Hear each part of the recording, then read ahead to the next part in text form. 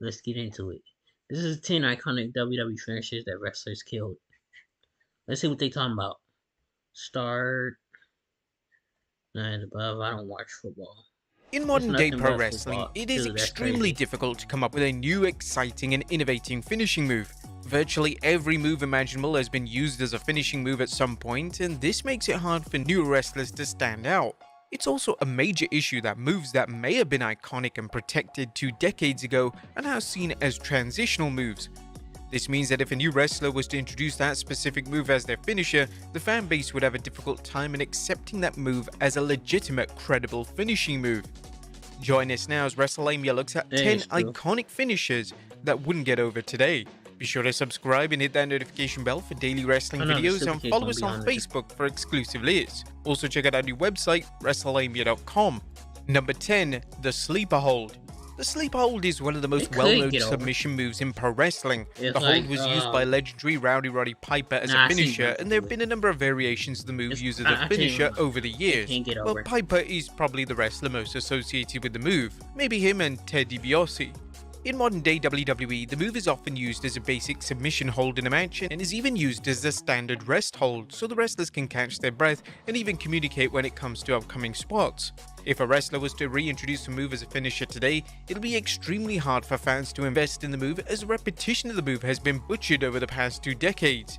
Notably, Dolph Ziggler attempted to introduce the move as a secondary finisher around a decade ago, but it sadly struggled to get over, and it wasn't before long that Ziggler retired the move as a finisher. So Acorns is a financial Yeah, it's tech his company. finisher. So I feel like some bought people use that as everyone's finisher, gifts though. today with. Number 9. Belly to Belly. It's unlikely that a belly-to-belly suplex will ever become obsolete in wrestling. The move looks good and is considered relatively safe. However, a wrestler using the move as a primary finisher ever again would be a daring task. The move was last used as a finisher when Bayley decided to use the move and rebrand it the Bayley to Belly. Her version was perfect for her character, but she quickly realized that when she changed gimmicks, the move didn't really work well as a standout finishing move when portraying any other character outside of the hugger. If the move was to be introduced as a new finisher, then a modification of the move would be needed, or ultimately the move would fail to get over with a modern day audience. Number 8. KO Punch. When the Big Show introduced a KO Punch as a finishing move, it was a bold yet smart choice for the former champion. It goes without saying that a 7-foot tall, almost 500-pound man punching an opponent is a surefire way to win a match and obtain credibility. But the problem is that the move simply wouldn't work for anyone else. There are obvious question marks surrounding how the move is even legal in WWE, as it depends on WWE's stance on closed fists when it comes to punches. Due to punches being a very standard part of any modern WWE match, if the move was used as a finisher by a new wrestler, fans would have no idea it was a finishing move. It took some time for fans to accept the move as Big Show's new finisher, and it had to be presented and protected with care and diligence.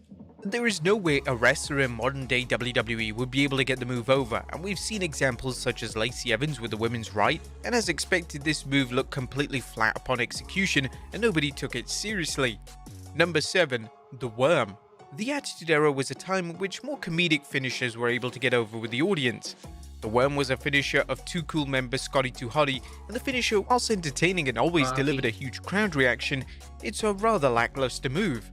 The move is basically a bulldog followed by a funny dance only to be followed up by a fist drop.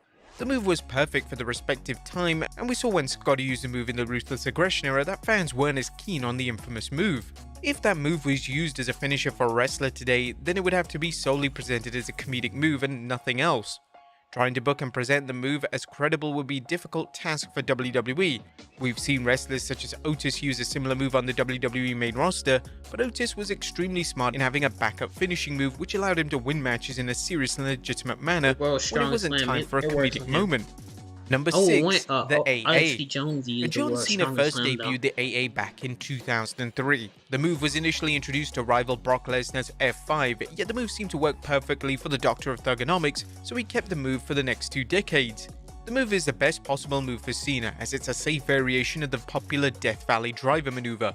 If Cena was to retire the move and a wrestler from either the WWE main roster or NXT started using the move, it'd be unlikely that the move would ever receive a substantial reaction. The move is firmly associated with Cena, and if anyone else began to use the move, it would look kind of awkward, and it would forever be compared to Cena, which is something a wrestler would always struggle to overcome. Number That wasn't 5, bad. the Steph Big Allen. That was Splash. pretty Using a cool. big splash as a finisher was previously a smart way for super heavyweight wrestlers to deliver an I impactful think finishing move. Mark Henry. Wrestlers such as Mark Henry and Yeah. Viscera both used the move as a finisher, and was a great fit for them as they managed to make the move look devastating. Oh, The Viscera. move was also used by the Ultimate Warrior, and his version of the move worked because he was able to get significant height on his leap, which made the move look that was awesome more, upon execution. The Big Splash, similarly to The other Big moves, has Splash become a was the staple of back. matches, and the move is seen as a I don't know if transitional he ever move did from the one splash move to onto the next. If the move was to facing be used by a forward. wrestler today as a primary finisher, then a noticeable front rather modification than would the need rear. to be implemented. This modification may come in the form of delivering the splash from the top rope, or it could be something brand new and unique. Without this modification, the move would struggle to receive a reaction as the fans would be left underwhelmed and very dissatisfied. Number 4, the Figure 4 Leg Lock.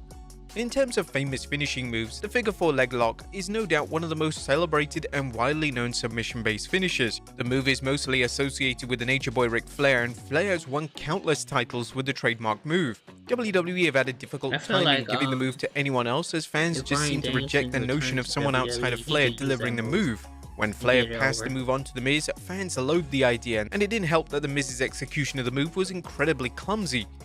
WWE would even attempt to give Flair's own daughter Charlotte Flair the move, and Charlotte made the sensible choice of offering a modification and variation of the move, as her finisher is appropriately named the Figure 8, and it sees Charlotte push up into a bridge for extra leverage.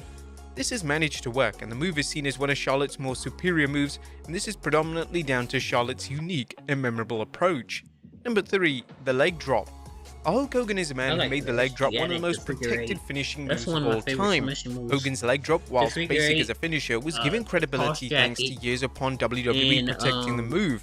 Decades on from Hogan's era, and the move is used as a standard basic move in most matches, and the idea of a wrestler using the move as a finisher is very hard to comprehend.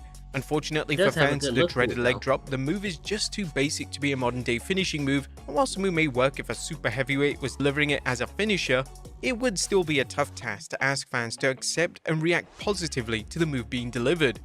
Number 2, the People's Elbow. It's hard to imagine anyone other than The Rock delivering the People's Elbow. The People's Elbow was truly a move that only The Rock would have been able to get over, as the Great One delivered what was in essence an elbow drop with so much charisma and aura that it was somehow presented as one of the most legitimate moves in the company.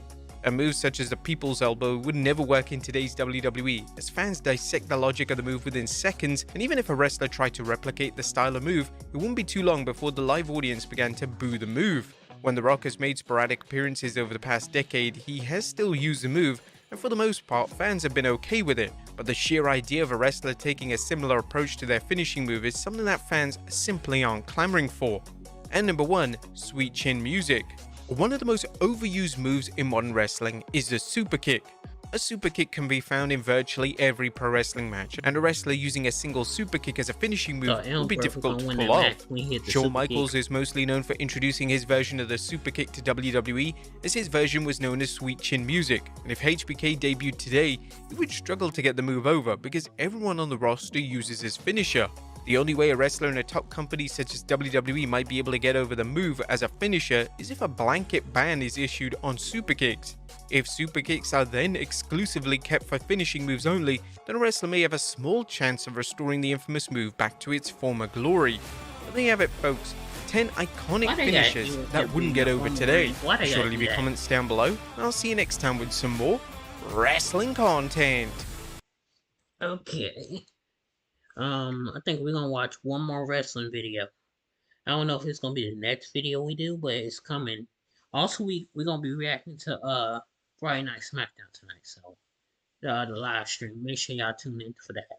But we